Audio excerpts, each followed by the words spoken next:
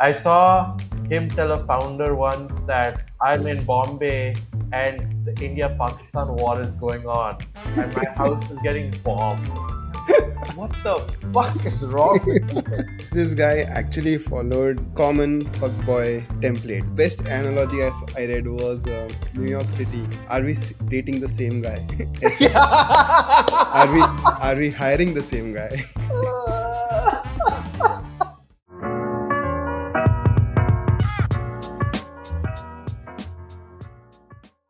Hello, hello. Another not on time recording This time we are late by several days. with several days, several times we pushed it back.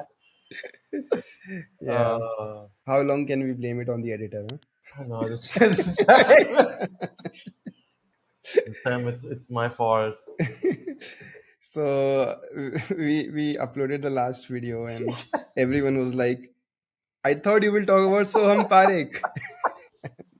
Well, Like, surprise, surprise! We'll talk about him today. so I think this video will go out mid July. So by then this news would be stale, but Now we're so gonna what? we're gonna reignite the news. That's what we're gonna do. For people who have been like living under a rock, Anmol, would you like to give like a quick rundown of what happened? Who is Soham Parekh, and why do we even need to talk about the guy? Soham Parekh was an engineer at a lot of different companies, apparently. He went viral on the internet starting July 2nd when there was this founder, Suhail, who started this company called Mixpanel, tweeted out PSA, there's this guy, Soham Parekh, in India, who works at 3 to 4 startups at the same time. He's been preying on YC companies and more. Beware. I fired this guy in his first week and told him to stop lying. He hasn't stopped a year later. No more excuses. And it was kind of wild where I thought, okay, matlab kisi ne kuch kiya hoga, and I start going through this guy's like through the quote tweets, and I'm like, oh, I know that company, I know that company, I know that company, and then I started texting a couple of my friends, and they were like, oh yeah, we interviewed this guy too, and oh yeah, he had applied to us too, and it was just bonkers. So it's this guy who apparently lives in Bombay. He went to the University of Mumbai. He had been working as an engineer at several companies at the same time.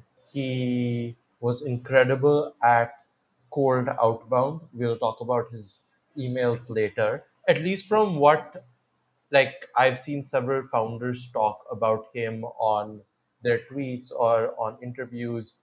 He was actually a very competent engineer. When he would start out at these companies, he would build a lot of trust in teams and like show a lot of work and output, and then slowly start kind of disappearing and making up excuses and just vanishing. Like I saw him tell a founder once that, oh, I'm in Bombay and the India Pakistan war is going on and my house is getting bombed.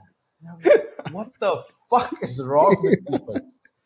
Uh, so I have absolutely zero sympathy for the guy, but I'm But curious to hear what you think of. yeah, so basically this guy actually followed the proper or like the common fuckboy template. Like, he would love bomb you in the in the initial days, and then slowly stop giving you fucks, and then you're like, Yeah. hey, we were so great, what happened? And then you're like, ah, no, I've just been busy. I promise the spark will be back.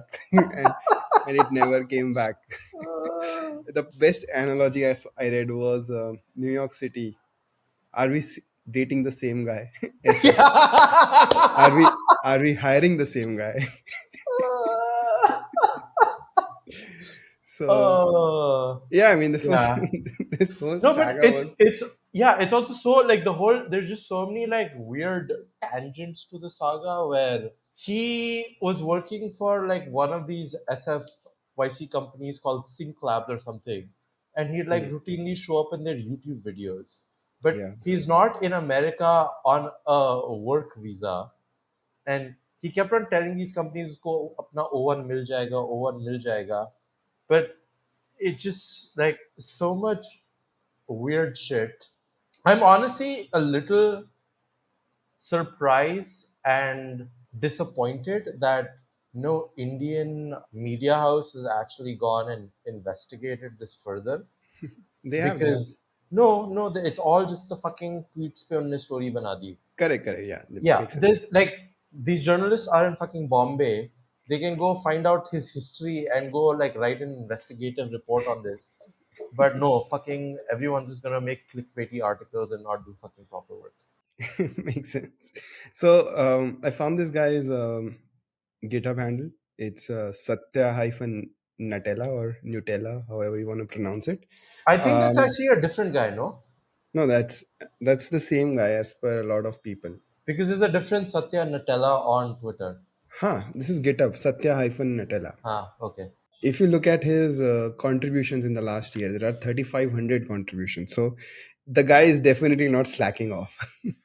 Okay, but can GitHub commits be manipulated?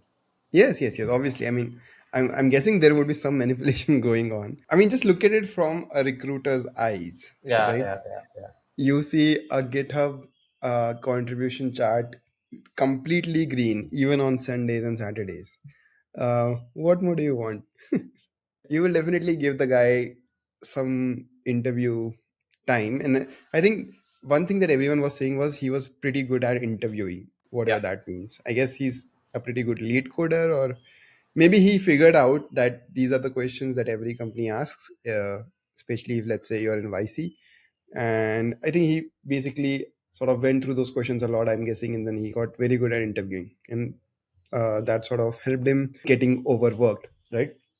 But this is not a new thing, by the way. It's like there's a whole subreddit called r/overworked, where people discuss how to get or how to hold essentially 3 or 4 jobs at the same time. And if they are able to do that, then essentially they can technically retire in, let's say, 4 or 5 years, rather than doing it in 10 or 20 or 25, 30 years. Not a novel concept, but like something that has been gaining steam over the past few years, especially during the COVID. I saw like a bunch of people doing overworking.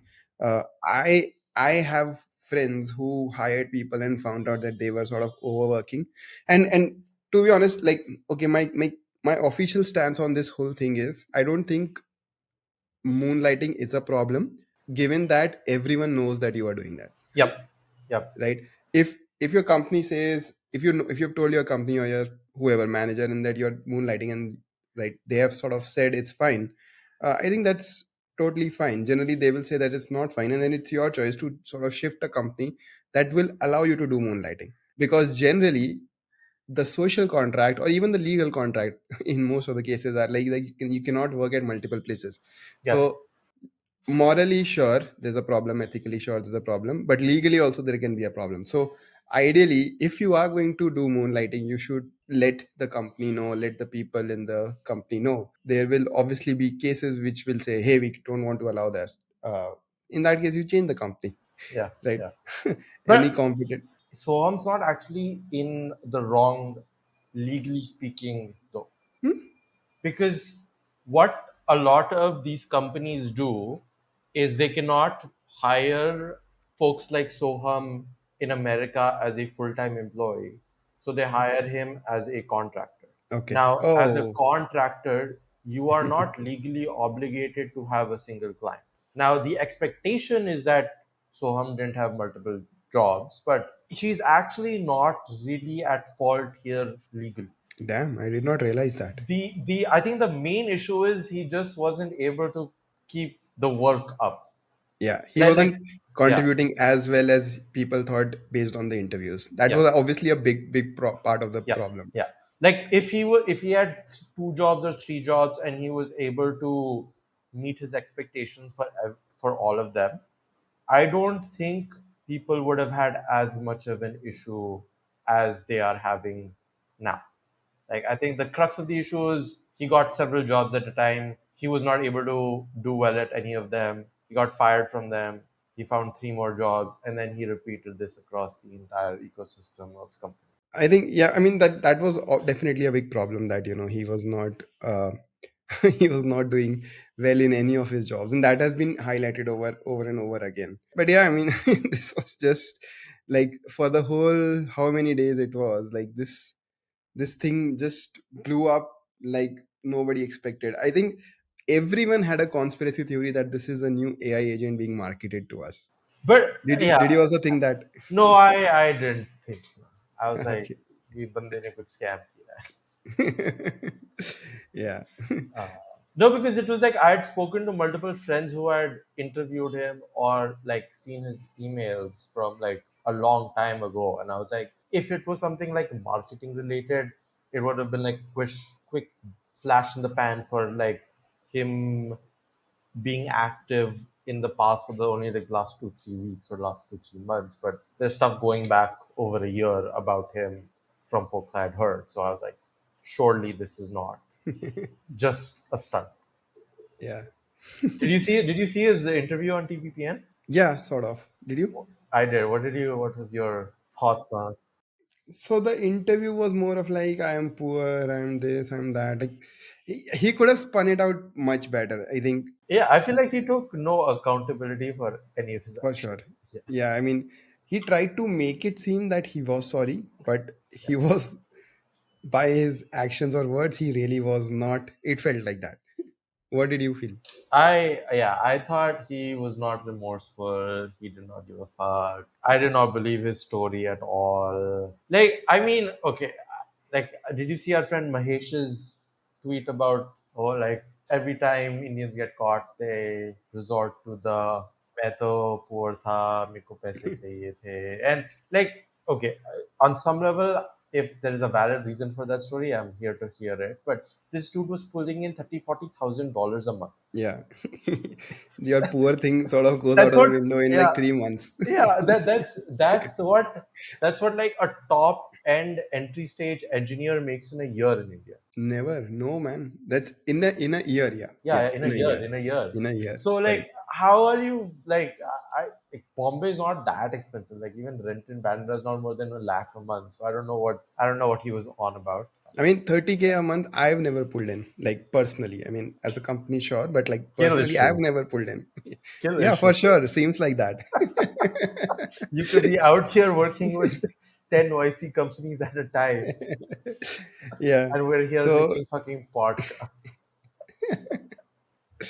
I mean, 30K is like a very, very high paying job in India. Like, But it's, yeah, I can't think of very many people making 30K as a base salary a month. and we are talking about USD, not INR, Yeah, FYI. yeah, yeah, yeah.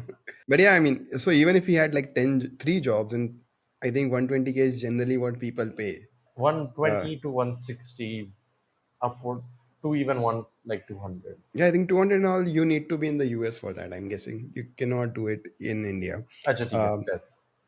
right? But so Yeah. even with 3 jobs, he's pulling in definitely 30K, right? So Would you hire Soham for email marketing, for email for marketing? sure. Dude, honestly, I do think he has one of the most solid cold outbound emails to founders and HR teams. Did you go through the emails? I saw some of them on Twitter. Okay, so I went through them. They Yeah. basically are the same email. Okay, there's like not a lot of Yeah. difference, but I Yeah. found 3 of them. I think one is Rork, RORK, like Okay. two Rork. One was to happenstance. I forgot the third one. But okay, let me read you the email, and I'm not going to read the whole email, obviously, but like Yeah. I just skimmed through the main parts, which I think like were very interesting. So basically, the guy gives a TLDR in the first paragraph. I love everything about what Rourke is doing. So instead of Rourke in happenstances, I love everything about what happenstance is doing. Okay, that's the only personalization that is there. And then I don't have many hobbies outside coding. I'm not athletic, bad at singing, don't drink, can't dance. Building is the only thing I am good at. At this point, I want to be part of taking something from 0 to 1 or 1 to 100. I just want to be heads down chasing that goal. Tell me it's not like this is so. It's going to pull you in for sure. It's like, okay, Yeah, this it's guy, like this fucking cracked engineer who has no life. yeah, correct. And you're pattern matching to like the cracked engineers you know in your life, and they Yeah, are sort yeah, of yeah, similar. yeah. So he definitely figured that part out, and then the real mail starts, and he's like, "Hi, really love what you're building at Rock. Wanted to reach out to apply for founding engineer. I have 5 years of relevant experience in," and he lists down like multiple companies as part of their early teams. I help them scale internal microservices to thousands of workflows and users. By the way, a few of these companies are dead, so people are also saying that they never existed. But whatever. Being a part of super lean teams, one of the strongest suites has been ability to work across stack. I can do UI, I can do backend, I can do infrastructure, I can do visualization. A true 10x engineer. Yeah. I would love to be part of the early team at Rock and define its work and culture.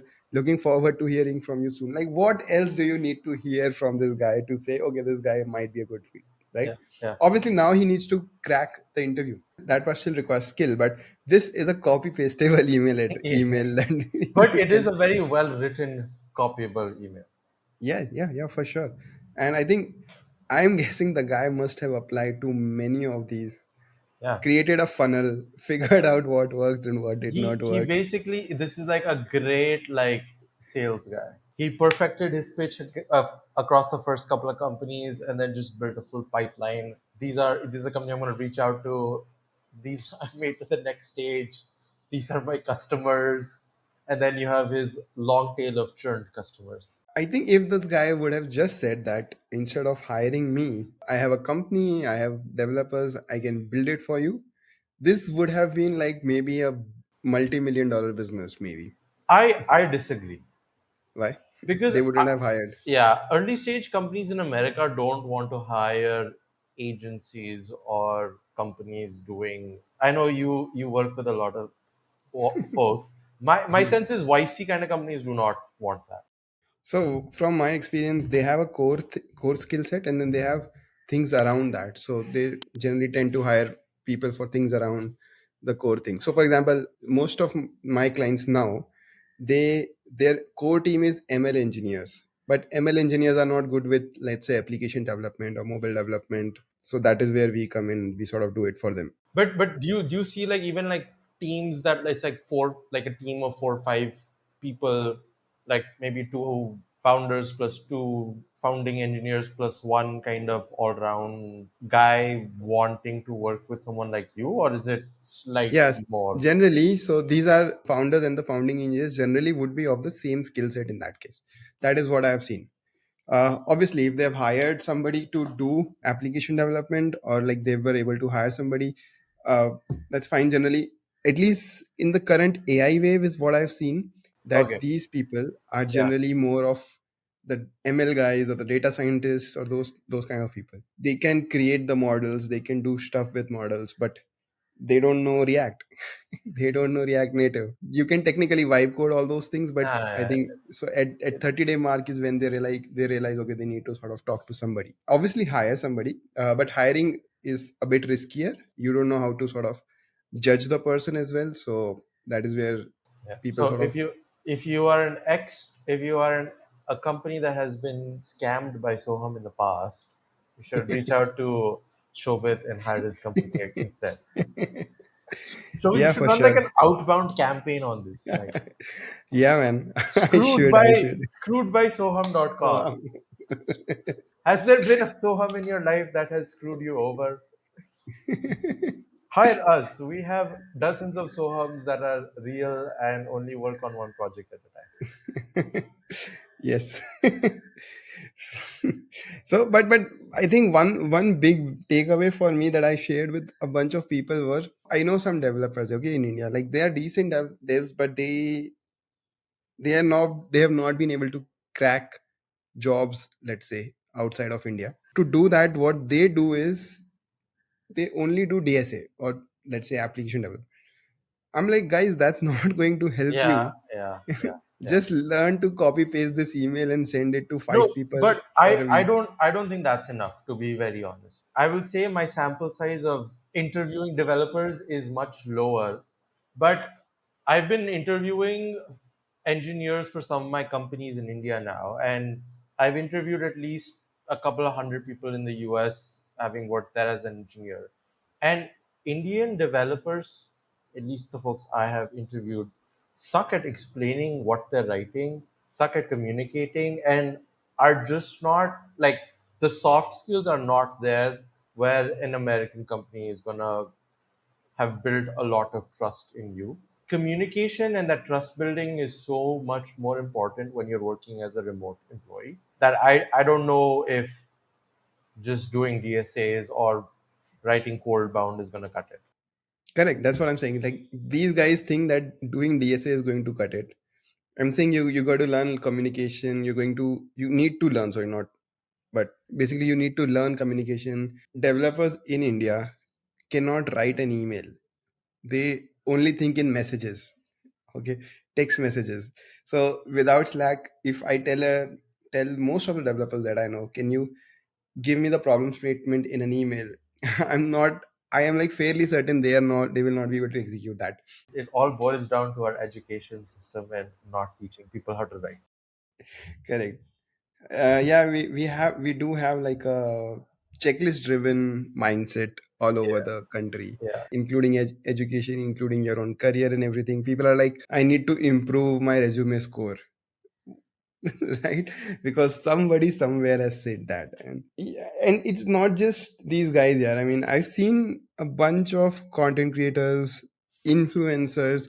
They have been peddling this lie, which is your resume template is not great, that is why you're not getting a job. And I'm like, I No, don't think people even look at the template. Like I don't think people even look at the resume.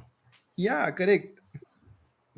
That's what, like, people have been doing this, and they're like, to get a job in the UK, to get a job in the US, you need to have a certain sort of template. Download my free template, do blah blah blah. I'm like, how why? And then you see like people being like, oh yeah, this is going to help me, and then they sort of, people are setting their courses and whatnot based on that. But yeah, it's a very simple country to scam and to get scammed at. Scammed by, you know. Oh no, ऐसे मत बोल please. Also, all the pro India guys, we love India. There are Yeah, problems, but we love India. Don't come at us. yeah, I think canceling is has been cancelled. No, I think we are in the clear. No, no, canceling has not been cancelled. What? Have you not seen? The Who got Republicans are cancelled? Soham has Republicans. not been cancelled. This guy has been. The Republicans are canceling Zoran. And did he get cancelled? Seems like it. The Republicans have cancelled it. Even Soham, right? Like, so there's a Twitter handle called Real Soham Parekh. Yeah, Okay, that this is guy that is, is that is his real thing. yeah. So that guy is claiming to be Soham Parekh. No, no, it I'm is. not really. It It is is. It is. okay. Fine. This guy just gained. I remember seeing him around when he was like at 200 followers. Now he's at 25,000. This has been less than 6 days. So I don't think even Soham Parekh pulling Dude, off but such a. oh, did you see the other thing that happened right after the TBPN interview? So midway through the TBPN interview, there was a scheduled tweet that went out from his account that he had left all his jobs and he was going to focus on a single company as as a founding engineer. And it was some AI video gen company. And then there was a tweet from the founder as well saying, "Oh, I'm glad to bring Soham aboard." And then one day later, both those tweets are disappeared. Oh, I did not know that. Yeah. But did you see the tweets or no? No, no, I did not Okay. see this one. Let me see if I I had can. seen I had seen his tweet, which basically said there's a lot being said about me right now. Yeah. Most of you don't know the full story. If there's one thing to know about me, it's that I love to build. I've been isolated, written off, but building is the only thing I love. And then more details tomorrow in my TBBN interview. That's the Yeah. one I Yeah. Yeah. remember. That's it. No, no, there was a tweet that was about a job. But I remember Sheil Monot had tweeted it. That's when I saw it, but now that tweet is deleted. So there's a guy, Bhaumik Patel, CEO of Atrium Academy. That guy had basically said that we are finally hiring him and he will join with us exclusively. Yeah, yeah, yeah, yeah, yeah, yeah, yeah. Seems like a lot of things that look like scams or might be scams are in these days. Do you think, for example, Cluely is trying to portray itself as a scam so that people sort of. I don't think Cluely is trying to portray it as a scam. I think Cluely is just trying to use words to get a reaction out of people on the internet to help them with distribution that brings more eyeballs to the product. Because the product's like a legit product. It's not like a scam. It's not a cheating product. It just Yeah, what is even a cheating product, right? yeah. Like, I don't so yeah yeah granola. Have you tried out their yeah. product? I use granola every single day. Like I think Yeah, so every single Cluely is weekly. essentially Yeah. granola. It listens to audio on your computer and then transcribes it. Cluely does it real time and sort of allows you to query whatever you want to based on the conversation. And sometimes it does it for yourself by itself as well. That is Cluely's product. There's nothing cheating about it. Okay. But it's just their words are cheating, and then people are like, this company is the problem when they're happy to use granola. Yeah, yeah, yeah. And but also it does work a lot for Cluely because this product is like Cluely's product's like 2 or 3 months old. Yeah, Guess what their ARR is? 3 million. 7.5 million. What the fuck? Yeah. So clearly the eyeballs help. Yeah, Yeah. for sure. Should we talk about the other scam happening in India or There's another scam happening in India. we have a global financial giant pulling a scam in India. Did you not hear about it? Oh, okay, Jane Street. I think you researched about it, right? Yeah, yeah, yeah. So Jane Street, we know the like option trading market has been like blowing up in India over the last couple of years. Last week, SEBI announced it would seize 48.4 billion rupees from Jane Street and said that the company made these through unlawful gains. And then it temporarily banned Jane Street from trading in India. And I was like, wow, that is a some big some kind of yeah a reaction. yeah. Yeah. But okay, have you ever done option trading in India? I honestly am too dumb to do it. Like I tried. I'm not saying this that I'm not greedy. I'm Yeah, just yeah, saying yeah. I don't know how to do it. So I've never tried it in India. I've tried like Robinhood, like oh, like if I do this future contract of Snapchat gaining by 10% after their next earnings report, will I make a shit ton of money? And then I've always lost money. So then after the first couple of times, I stopped doing it. Option trading is a big thing in India. It was largely driven by all these Instagram accounts and YouTube accounts. Like I have telling people, oh, you can make crores and lakhs in weeks. You can quit your job. Why do your job when you can make money in the stock market? And Yeah, this people was sell courses. yeah, people sell courses. It was all kind of getting driven up when during the pandemic, India's stock market and globally kind of all the indexes were doing very well. So like stocks were going up. People are like, why just invest in the stocks when you can invest in options and make money faster? So let me tell you a couple of statistics about retail participation in derivatives trading in India. So in 2018, retail participation in India's derivative trading market was only 2%. Guess करो 2024 में कितना था? Five, 10, 40%. 40%.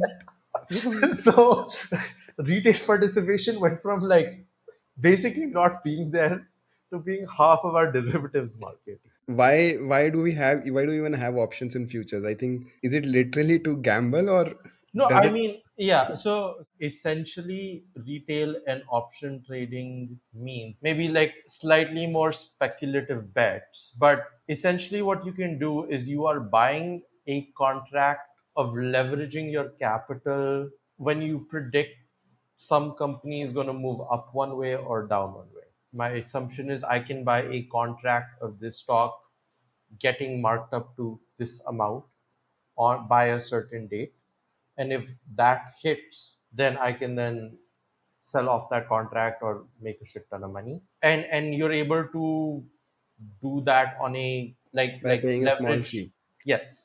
So you could either buy a stock and then the stock appreciates, or you could buy hundreds of contracts of that stock and that stock appreciates.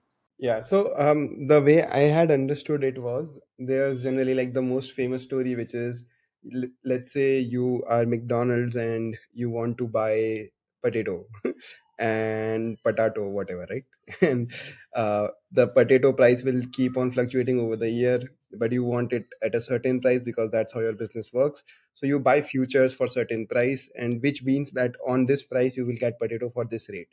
And then people who are on the other side selling you futures, they are basically saying that they are assuming that the price will be lower so that they can buy directly at that time and then sell it you on that date for that price. But obviously reverse also happens and people sort of lose money there. So I think that is what it is. It was introduced for stock market for hedging, for hedge Yes, funds. yes. um, but it was not something meant for people like you and me to sort of But try their hands out. maybe not to say that it wasn't meant for us as well, because it was fairly democratized by all these trading apps, because they tend to make more money from consumers on F&O trading than just stockbroking. I'm saying it was introduced for A hedging. different purpose, yeah, yeah, Yeah, yeah. purpose It, was different, correct. yeah, but it is being used by people to try to make Gamble. money because, Yeah. well, like, I mean, I think if you are, if you actually know what you're doing, there is money to be made here. Do most people know what they're Correct. doing? Probably not. I'll give you more numbers. So guess how many people, how much money was lost in India, and how many people lost money between 2021 and 2024? How much money was lost? What does that mean? Like how many people lost a shit ton of money doing options trading in India? Like retail. Somebody would have gained though, right? Somebody would Is it have gained, but retail investors did not gain. okay? Okay, retail. I don't know how much they lost, but I know it's like 90% of them lose money. Yeah, yeah, That's yeah. the So statistic. SEBI put out a report. 93% of people lost money. The aggregate amount of money lost by people was $20 billion. That is more than Indian startups have raised in the last 2 years. It's a shit ton of money. $20 billion. My CA basically, I asked him, "Is it true?" And he was like, I know people with like 35 lakhs of salary, Yeah. and they've lost like 25 of that. No, I mean, like it is a widespread problem, because when you have folks making like 20, 30,000 rupees a month being told like, oh, you could 10x your earnings in a month, they're obviously gonna be like drawn to it. Maybe there is an onus on these products, like these stockbroking products, to educate folks like, hey, like, if you don't know what you're doing, you're gonna lose a shit ton of money. They don't, and so that's what ends up happening, and that's why most people lose money, because these products are built for institutions and people who have access to a lot of data and software to algorithmically trade these financial instruments, not us trying to do shit on our phones. I remember I met a company a couple of years ago who wanted to make it even easier for retail investors to trade options. And like I asked them one thing. I was like, and they had worked at this company called Probo, which was a opinions betting platform where you can trade on real world events, like, oh well, It's like Polymarket on INR. yeah, yeah, yeah. And I was like, if we extend out the timeline by infinity, how many people lose money? And his answer to me was everyone. Obviously. Yeah. And then I was like, okay, why are you building this? Why do you want to do this? And he was like, oh, I want to do like dream, or he didn't say it in these words exactly, but the gist of it was, I want to do Dream 11 or Probo without the GST. Like, I want to make it, I want to make it easier for people to gamble without having to pay tax on their gambling addiction. And it is true that people get addicted to these and treat these products and these instruments as gambling. Uh, Correct. it is sad, but So what that's did Jane Street do though? okay. Okay, so what Jane Street did, and I had to ask Claude to explain this to me, Okay. because so what ended up happening was Jane Street bought large amounts of future contracts on stock market indices, basically betting that the market would go up. Okay? Now, mm, what ended up happening was the amounts were so large that it started pushing the indexes up. So, mm, because of them buying such large amount of contracts, the mm, markets themselves started going up. Seeing that the market started going up, all these retail traders started buying mm, options on the markets going up further because they're like, अच्छा ये ऊपर जा रहा है हम भी खरीद लेते हैं मार्केट और ऊपर जाएगा mm, ठीक है now once that these markets had gone up enough Jane Street realized what happened and they started selling these positions for profits and in return because they knew that if they can push a market up they can allegedly push a market down as well by buying huge amounts betting the other way and then they started doing that. Sabi says that this is market manipulation because Jane Street knew that it could artificially move these markets up and down and make money on both ways. And mhm. it was buying these options and these indices just to do that and Yep. for no other reason. So Mm. basically, like it rug pulled all of Indian traders as opposed to investing in these stocks for any intrinsic value. It has now barred Jane Street from doing this. I assume if other high frequency trading firms have also been doing this, they're going to be under the scanner or, Do you yeah. know how they got caught? Because one of Jane Street's employees left the company, like Jane Street tried to sue them, right? Is that the, yeah. Correct. So what happened was one of the employees of Jane Street, they Yeah, left Jane Street, and I think they started working at a different HFT firm. Okay, yeah. and Jane Street tried to sue the guy, or I think the firm in the US, and they sued on the fact that this guy knows about this Indian arbitrage, and that Indian arbitrage word got caught, like that got the Yeah, attention of yeah. SEBI, and they're like, oh, what Indian arbitrage? I mean, but it wasn't just that because in 2024 they made over $1 billion in profits trading this, and I think that also like Sabhi like $1 billion a single in, firm इतना ज़्यादा पैसा in like India. yeah because it was something like a fairly large part of their profits globally were being driven by their India trading strategy compared to how much capital they had deployed here. So I think like that also like certainly like raised eyeballs into like क्या चल रहा है यहाँ पर. It's still the daily turnover on options trading in India is still $3 trillion a day. It used Yeah. to be $6 trillion before SEBI introduced more regulations to kind of curb it down. I wonder if we're just going to go back to like pre market explosion times now that these firms have been cautioned. I was just not expecting SEBI to be this strict. Like, but to be honest, like they've always stood up for the little guy. So I think they're in the they're on brand. Uh, Did you read about the Dubai golden visa for 26 lakhs I did. or 23 lakhs? Sorry, 100,000 AED. But Yep. I had a chat with a few friends who also live in Dubai or Hmm. Abu Dhabi for that matter. Yeah. And I asked them what's the scenario. And they're like, "Mm, firstly, it's not, this is just picked by the Indian media. There's Yeah. Yeah. Yeah. Yeah. no other, no other place that has been covering this. Second, like it's not there on the real site, the immigration site. It's not mentioned at all. So it might be a scam. No. Yeah. Thirdly, Yeah. Yeah. I don't know if it's a scam, but did you see like the actual like policy?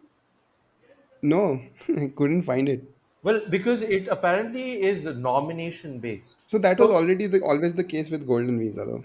haha, but like it's not like anyone can go and pay the fee. You have to get nominated, Makes which sense. is why Makes I sense. think everyone was like, "Oh, ye scam hai." Like this is a marketing ploy because like it Yeah, kind of got blown up that anyone can just go and pay 23 lakhs and get this thing, but yeah. you But have to be invited to do this thing. do that. Got Yeah, it. Makes yeah. sense.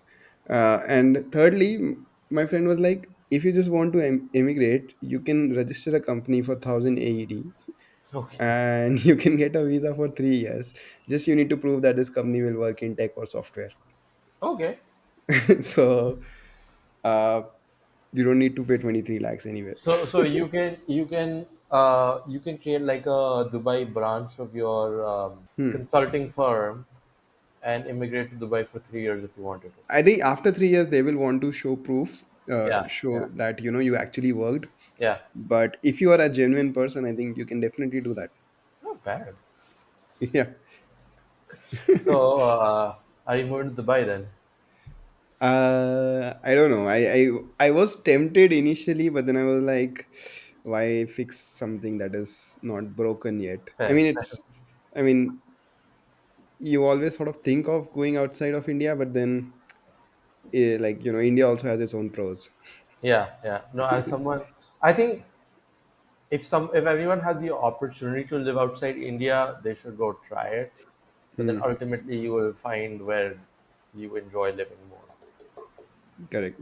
Makes sense. So that's it. Do That's we it. end with a frozen video of mine? Yeah, we can end with the frozen. We can hide your frozen face with the AI generated photo of you. Yeah. Uh, I don't know how much our editor can pull it off, well, but we will. Hopefully, we we will can find find out. some. Yeah.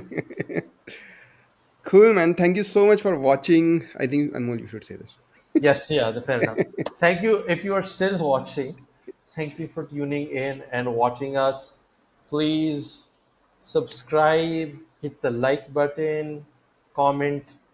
Shobhit is frozen, and share it with your friends. Yeah. We will see you again next week.